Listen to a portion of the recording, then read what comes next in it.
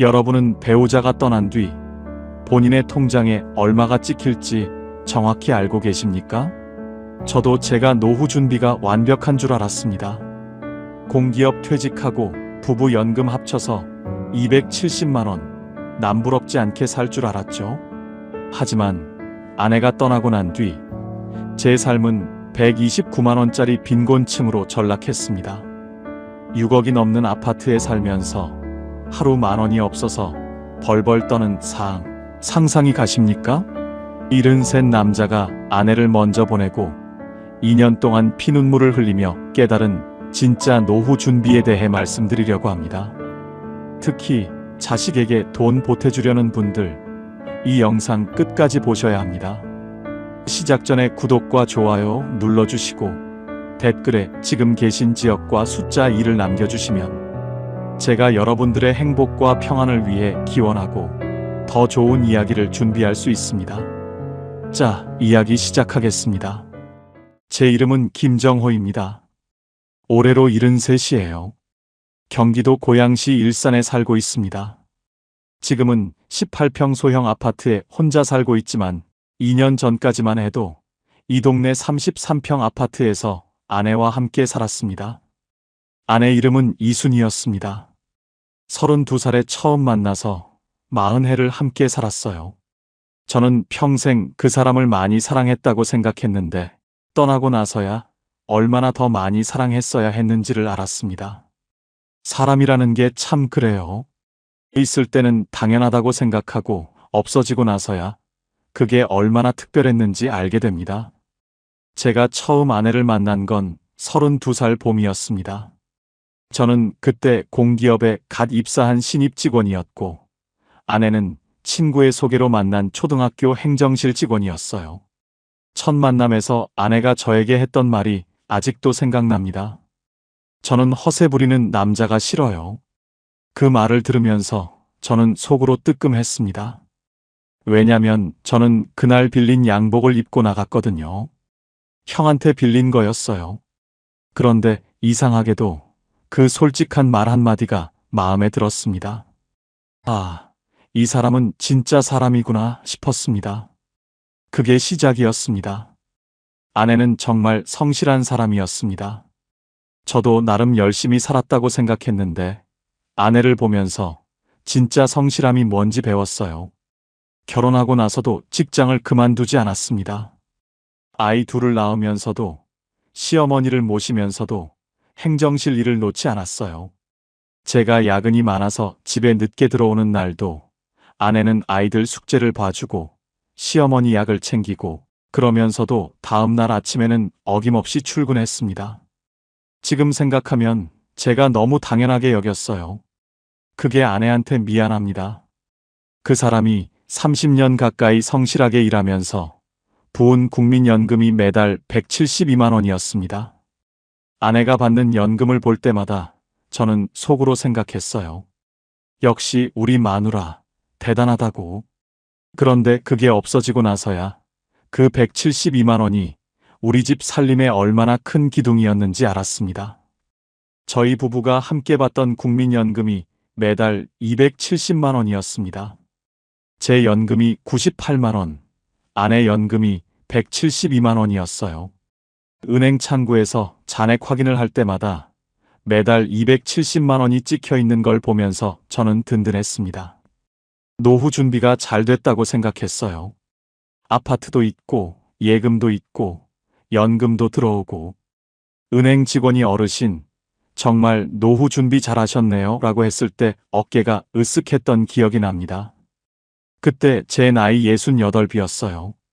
지금 생각하면 그 으쓱함이 부끄럽습니다. 숫자만 봤지 그 숫자가 언제든 무너질 수 있다는 생각은 한 번도 안 했으니까요. 퇴직하고 나서 처음 3년은 진짜 좋았습니다. 35년 동안 새벽에 일어나 출근하고 야근하고 명절에도 눈치 보면서 살았는데 처음으로 아무데도 안 가도 되는 날들이 생겼습니다. 아침에 일어나서 느긋하게 커피를 마시고 아내랑 동네 산책을 하고 점심을 먹고 낮잠도 자고 그런 평범한 하루가 그때는 그렇게 행복했어요. 아내랑 여행도 다녔습니다. 젊을 때는 바빠서 못 갔던 곳들을요. 제주도 갔을 때 아내가 한라산 올라가자고 했습니다. 저는 이 나이에 무슨 한라산이냐고 했는데 아내가 윗세 오름까지만 가도 되잖아요 라고 해서 같이 올라갔어요. 중턱에서 아내가 여보, 우리 진작에 올 걸 그랬다고 했습니다. 저도 그 말이 맞다고 생각했어요. 젊을 때 왜 이런 곳을 안 왔나?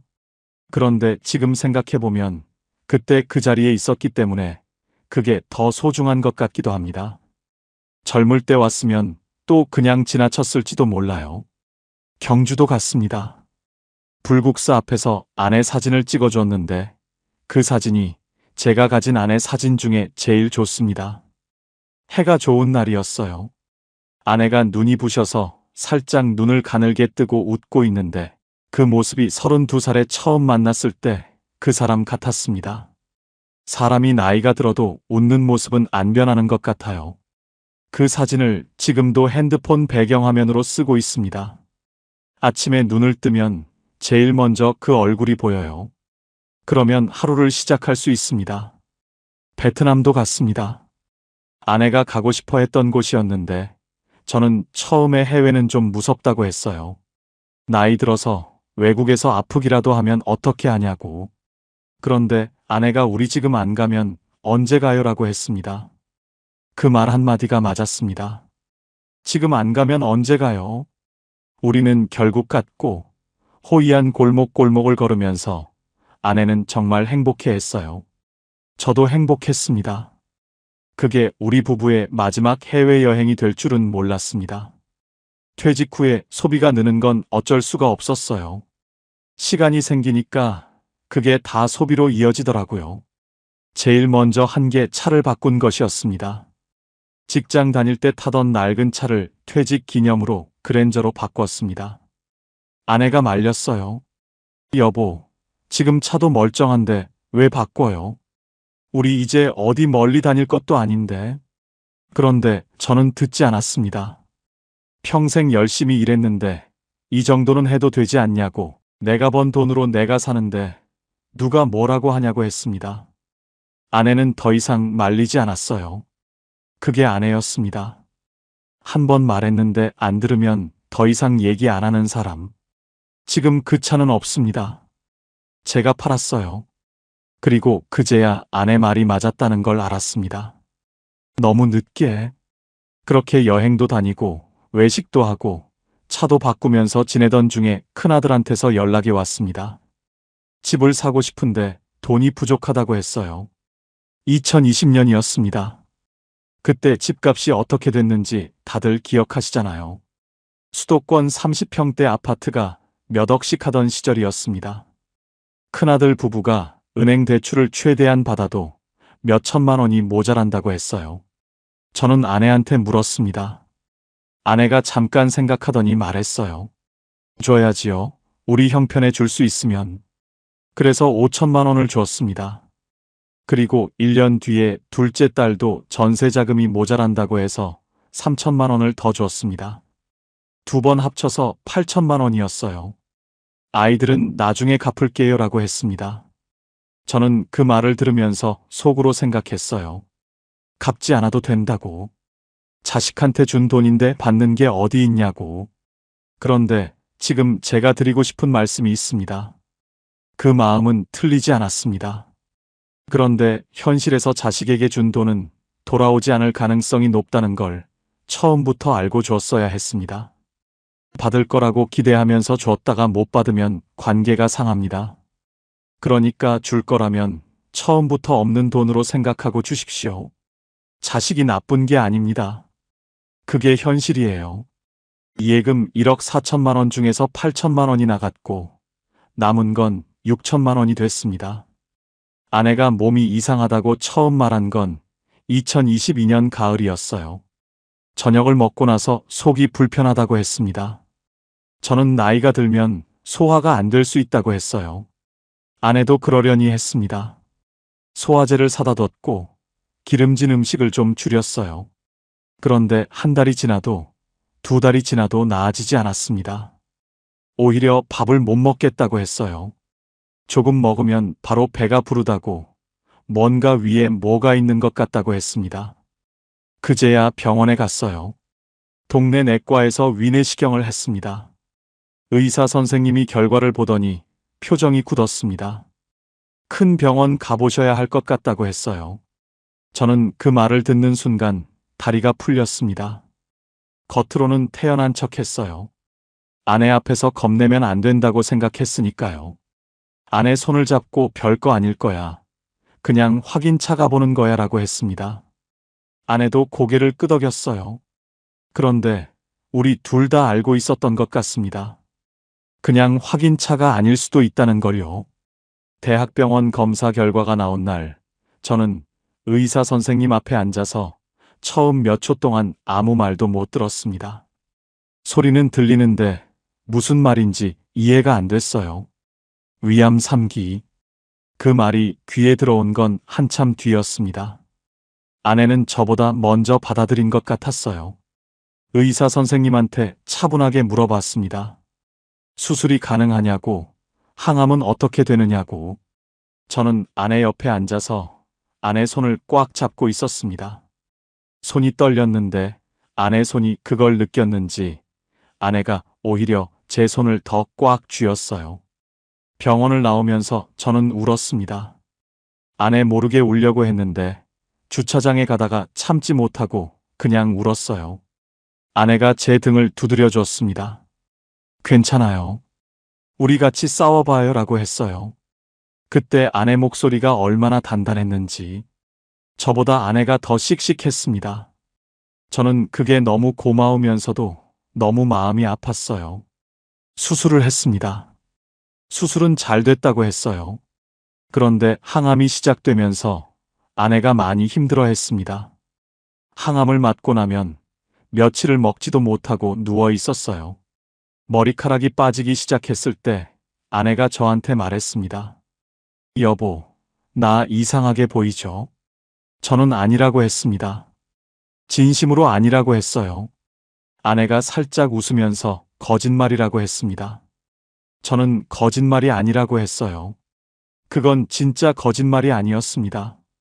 아내는 어떤 모습이어도 제 아내였으니까요. 항암 중에도 아내는 좋은 날이 있으면 같이 동네 산책을 하자고 했습니다. 느리게 걸었어요. 예전에는 1시간씩 걷던 사람이 10분만 걸어도 숨이 찼습니다. 그래도 걸었어요. 아파트 단지 벤치에 앉아서 햇볕을 쬐고 지나가는 고양이를 보고 그런 것들이 좋다고 했습니다. 저는 그 시간이 너무 소중했습니다. 동시에 너무 무서웠어요. 이 시간이 얼마나 남아있을까 하는 생각이 자꾸 들었거든요. 2023년 봄이었습니다. 목련이 막 피기 시작할 무렵이었어요. 아내가 마지막으로 맑은 정신으로 저한테 말을 건넨 날, 아내는 제 손을 잡고 이렇게 말했습니다. 여보, 나가고 나서 밥은 꼭 챙겨 먹어요. 대충 먹지 말고. 저는 눈물을 참으면서 나 혼자 밥 잘 먹을 수 있어라고 했습니다. 아내가 고개를 끄덕이면서 말했어요. 알아요. 그래도 한 번만 더 얘기하고 싶어서. 그 말이 마지막이었습니다. 그 다음 날 아침에 아내는 깨지 않았어요. 71살이었습니다. 40해를 함께 살았습니다. 그 사람이 그렇게 갔습니다. 장례를 치르는 사흘 동안 저는 아무것도 생각나지 않았습니다. 사람들이 와서 위로를 해줬고 아이들이 옆에 있었고 저는 그냥 서 있었습니다. 서 있는 게 전부였습니다. 장례가 끝나고 아파트로 돌아왔을 때 33평이 그렇게 클 줄 몰랐어요. 혼자 들어서는데 현관에서 발이 멈췄습니다. 아내 신발이 아직 거기 있었어요. 아내가 자주 신던 낮은 굽검정 구두. 그걸 보고 저는 그 자리에 주저앉았습니다. 한참 울었어요. 얼마나 울었는지 모르겠습니다. 그러다 일어나서 불을 켰는데 부엌에서 아내 앞치마가 걸려있는 게 보였습니다. 냉장고를 열었더니 아내가 이름 써놓은 반찬통들이 있었어요. 안에 글씨체로 써진 이름들. 시금치나물, 오이무침, 멸치볶음. 저는 냉장고 문을 닫지 못하고 한참을 서 있었습니다. 그 뒤로 며칠을 어떻게 지냈는지 잘 기억이 안 납니다. 밥을 먹었는지 안 먹었는지도 모르겠어요. 아이들이 번갈아 와서 옆에 있어 줬습니다. 그것도 며칠이 지나니까 각자 살아야 하니까 돌아가야 했습니다. 그때부터 진짜 혼자가 됐어요. 밤에 거실 불을 끄면 어두웠습니다. 아내가 있을 때는 몰랐는데 혼자 있으니까 그 어둠이 달랐어요. 무서운 게 아니었습니다. 그냥 너무 고요했어요. 아무 소리도 없었습니다. 아내가 부엌에서 그릇 닦는 소리, 텔레비전 보다가 혼잣말하는 소리, 자기 전에 불 껐어요? 라고 묻는 소리. 그 소리들이 하나도 없는 밤이 이렇게 길다는 걸 처음 알았습니다. 아내가 떠나고 슬픔에 잠겨있던 제게 국민연금공단에서 편지 한 통이 날아왔습니다. 유족연금 안내문이었죠. 저는 그때까지만 해도 막연하게 생각했습니다. 아내 연금이 172만 원이었으니까 그중 절반이라도 나오겠지. 내 연금 98만 원이랑 합치면 그래도 어떻게든 살만하겠지. 그런데 그 안내문을 읽어내려가다 제 눈을 의심했습니다. 여러분, 이거 정말 똑똑히 들으셔야 합니다. 대한민국 연금 제도는 우리가 생각하는 것만큼 너그럽지 않았습니다. 본인의 연금이 있는 사람은 배우자의 유족연금을 온전히 받을 수 없다는 겁니다. 선택지는 딱 두 개였습니다. 아내의 연금 60%만 받고 내 연금은 포기하든지, 아니면 내 연금을 다 받는 대신 아내 연금의 고작 30%만 얹어받든지. 결국 제 계산기를 두드려 나온 돈은 129만 원이었습니다. 270만 원이 들어오던 통장에 129만 원이라니요. 수입의 60%가 순식간에 증발해버린 겁니다. 평생 우리 부부가 성실하게 부은 연금인데 왜 국가가 뺏어가는 기분이 들까? 억울해서 잠이 오지 않았지만 그게 냉혹한 현실이었습니다. 진짜 지옥은 그 다음부터였습니다. 수입이 줄었다고 세상이 저를 봐주지는 않더군요. 아내와 웃고 떠들던 33평 아파트는 갑자기 거대한 돈 먹는 하마로 변했습니다. 매달 꼬박꼬박 나가는 관리비 28만 원, 겨울에 난방 좀 돌리면 40만 원이 우스웠습니다. 퇴직 기념으로 샀던 그랜저는 세워만 둬도 보험료와 세금으로 한 달에 35만 원을 갉아먹었습니다. 여기에 나이 들어 여기저기 아플까봐 들어둔 실비와 암보험, 지역가입자로 전환된 건강보험료까지 합치니 보험료만 32만 원이 나갔습니다. 이 고정지출만 더해도 벌써 95만 원입니다. 129만 원 받아서 95만 원 떼고 나니 제 손에 남는 건 고작 34만 원이었습니다. 여러분, 한 달 34만 원으로 살아보셨습니까? 하루에 딱 1만 1,000원입니다. 아침에 눈 뜨면 커피 한 잔 마셔도 될까 고민해야 하고, 끼니는 편의점 도시락으로 때워야 하나 망설여야 합니다. 6억 넘는 아파트에 살고 통장에 예금 6천만 원이 있는데 저는 고작 하루만 1,000원이 무서워서 마트 세일 전단지만 뒤지는 신세가 된 겁니다. 이게 제 이야기에만 해당할까요? 아닙니다. 지금 부부 연금 믿고 여유 부리시는 분들, 배우자가 떠나는 순간 여러분도 이 숫자의 감옥에 갇히게 됩니다. 겉으로는 중산층인데 속은 골마 터지는 서류상 부자, 현실은 빈곤층인 상. 그게 바로 제 눈앞의 현실이었습니다. 그 무렵 제 몸도 신호를 보내기 시작했습니다. 아내를 간호하는 10달 동안 저도 제 몸을 제대로 돌보지 못했어요. 먹는 것도 대충 먹고 잠도 제대로 못 자고. 아내가 떠나고 나서는 더 엉망이 됐습니다. 혼자 밥 차려 먹는 게 귀찮아서 그냥 굶거나 편의점 음식으로 때우는 날이 많았어요. 그러다 어지럼증이 생겼습니다. 무릎도 아팠어요. 속도 쓰렸습니다. 동네 의원에 갔더니 큰 병원 가서 정밀 검사를 받아보라고 했습니다. 대학병원에 갔어요. 여러 가지 검사를 받았는데 다행히 심각한 건 아니었습니다. 그런데 검사비 청구서를 봤는데 손이 떨렸어요. 이번 한 번으로 끝나는 게 아닐 텐데. 나이가 들수록 병원은 더 자주 가게 될 텐데. 지금 이 구조로는 버틸 수가 없었습니다.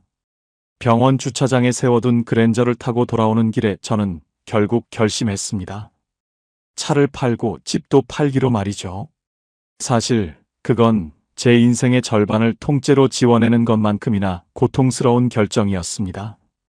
특히 집은 아이들이 거실에서 뛰어놀던 소리가 벽마다 배어 있고 아내가 마지막까지 온기를 남겼던 40해의 기억 그 자체였으니까요.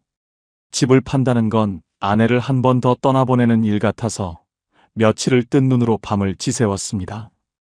어두운 거실에 앉아 당신이 그렇게 아끼던 집인데 내가 팔아도 되겠어?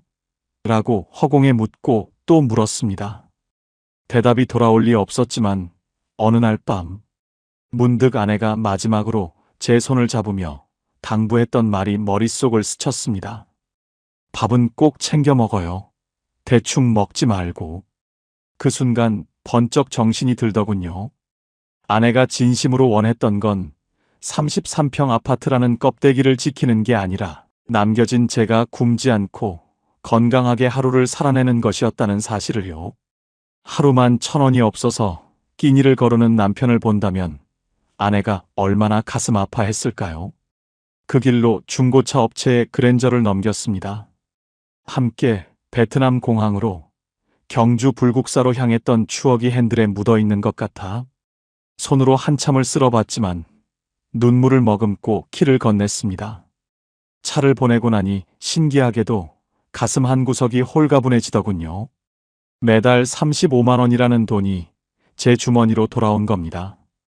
이어 정들었던 33평 아파트를 정리하고 같은 동네 18평 소형 아파트로 짐을 옮겼습니다. 이사 전날 텅 빈 방들을 돌아보며 아이들의 낙서가 남은 벽을 만져보고 아내가 책을 읽던 햇살 가득한 창가에 서서 그동안 고마웠어. 우리 참 잘 살았지라고 마지막 인사를 건넸습니다. 짐은 절반으로 줄었지만 제 삶의 무게는 오히려 가벼워졌습니다. 관리비가 12만 원으로 뚝 떨어졌고 차가 없으니 유지비는 제로가 됐습니다. 아파트를 팔고 남은 차액을 정기예금에 넣어두니 매달 꼬박꼬박 이자가 들어오는 새로운 구조가 만들어졌습니다. 연금 129만 원은 그대로지만 고정 지출이 확 줄어드니 하루 쓸 수 있는 돈이 1만 1,000원에서 4만 원으로 3배 넘게 뛰었습니다. 숫자로만 존재하던 자산이 비로소 제 입으로 들어가는 따뜻한 밥과 여유로운 차 한 잔으로 바뀐 순간이었습니다. 지금 저는 아침에 일어나면 창문을 엽니다. 18평이라 베란다가 작지만 거기서 바깥바람을 한번 쐬고 하루를 시작합니다. 아내한테 핸드폰 배경화면 속 불국사 앞 사진을 보면서 나 오늘도 잘 살아볼게요 라고 말합니다. 그리고 밥을 챙겨 먹습니다. 아내가 그토록 당부했던 거니까요. 전에는 귀찮아서 대충 먹거나 굶기도 했는데 지금은 간단해도 따뜻하게 먹습니다. 4만 원이 넘으니까 장을 볼 때 좋은 재료도 삽니다.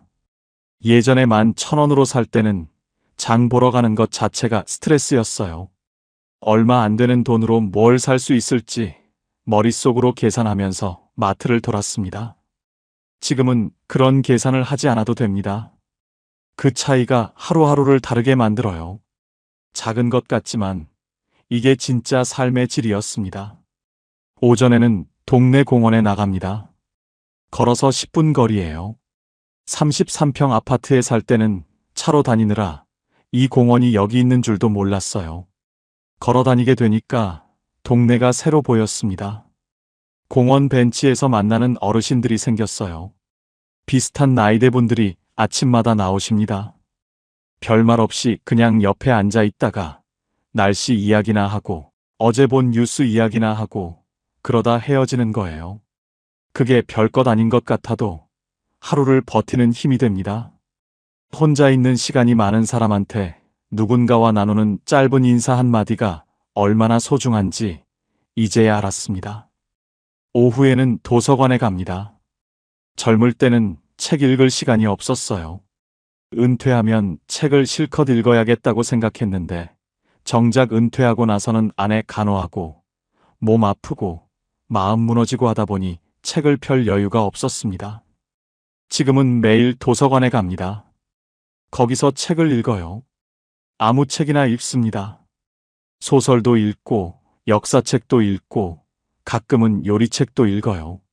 아내가 좋아했던 작가의 책을 골라 읽을 때는 아내랑 같은 걸 읽는 것 같은 기분이 들기도 합니다. 그럴 때는 책 읽다 말고 잠깐 멍해지기도 합니다. 그래도 괜찮아요. 그 멍함도 아내를 기억하는 시간이니까. 아이들이 처음에는 걱정했습니다. 아버지가 집을 팔았다는 소식에 전화가 왔어요. 아버지, 왜 그 집을 파셨어요? 우리가 도와드릴게요. 작은 데서 불편하시지 않아요. 저는 아이들한테 말했습니다. 아버지가 하루에 11,000원으로 살고 있었다. 6억 넘는 집에 살면서 차도 좋은 거 타면서 그게 맞는 노후냐? 아이들이 아무 말도 못했습니다. 큰아들이 한참 뒤에 죄송해요. 아버지라고 했어요. 저는 고개를 저었습니다. 내가 미안할 게 없어. 아버지가 계산을 못한 거야. 그게 맞는 말이었어요. 아이들이 나쁜 게 아닙니다. 구조를 만든 것도 그 구조를 방치한 것도 저였으니까요. 오늘 이 이야기를 들으시는 분들께 드리고 싶은 말씀이 있습니다. 지금 부부가 함께 사시는 분들, 오늘 당장 한 가지만 해보십시오. 오늘 당장 배우자와 앉아서 유족연금을 계산해 보세요. 두 분 연금을 합산해서 잘 살고 있다면 그중 더 많은 분이 먼저 가셨을 때 남은 분의 연금이 얼마인지, 그 숫자로 지금 고정 지출을 감당할 수 있는지. 이게 불편한 이야기라는 거 압니다.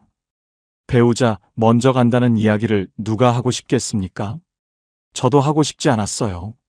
그런데 그 계산을 안 했기 때문에 저는 아내가 떠나고 나서 하루 11,000원으로 살아야 했습니다. 아직 시간이 있을 때 같이 앉아서 계산해 보십시오. 그게 배우자를 사랑하는 방법 중 하나입니다. 혹시 지금 혼자 사시는 분들, 배우자를 먼저 떠나보내신 분들, 그 외로움과 그 경제적 압박이 동시에 오는 게 얼마나 힘든지 저는 압니다. 그 한가운데서 자산을 현금 흐름으로 바꾸는 결단을 내리는 게 얼마나 어려운지도 압니다. 그래도 말씀드리고 싶어요. 큰 집이 당신을 지켜주지 않습니다. 좋은 차가 당신을 지켜주지 않습니다. 매달 통장에 들어오는 돈의 흐름이 실제로 숨 쉴 수 있게 해주는 돈의 구조가, 그게 당신의 노후를 지켜줍니다. 여러분, 저는 이제야 비로소 혼자 서는 법을 배웠습니다. 18평 작은 거실에 앉아 있으면 아내가 남긴 마지막 말이 창가에 내려앉은 햇살처럼 맴돕니다. 밥은 꼭 챙겨 먹어요. 그 짧은 한마디가 저를 살렸습니다. 아내가 저에게 남겨주고 싶었던 건 33평 아파트가 아니라 제가 오늘 먹을 따뜻한 국 한 그릇과 걱정 없이 잠들 수 있는 마음의 평화였던 겁니다. 그래서 저는 오늘 여러분께 조금은 아프고 불편한 부탁을 하나 드리려 합니다. 지금 옆에 계신 배우자의 손을 잡고 물어보십시오. 우리가 혼자가 된다면 남은 사람은 무엇으로 살게 될까? 이 질문은 불길한 예언이 아닙니다.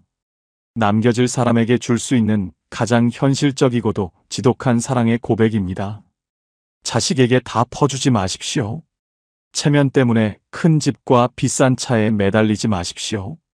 노후의 자존심은 거칠애가 아니라 내 주머니 속에 1,000원, 10,000원에서 나옵니다. 내가 당당해야 자식도 반갑고, 내가 여유로워야 떠난 사람도 웃으며 추억할 수 있습니다. 저는 오늘도 도서관에 다녀오는 길에 시장에 들러 싱싱한 찬거리를 샀습니다. 129만 원의 연금과 예금 이자, 이 소박한 현금 흐름이 저를 지탱하는 든든한 지팡이가 되어줍니다. 이제 저는 더 이상 하루 11,000원의 공포 속에 살지 않습니다.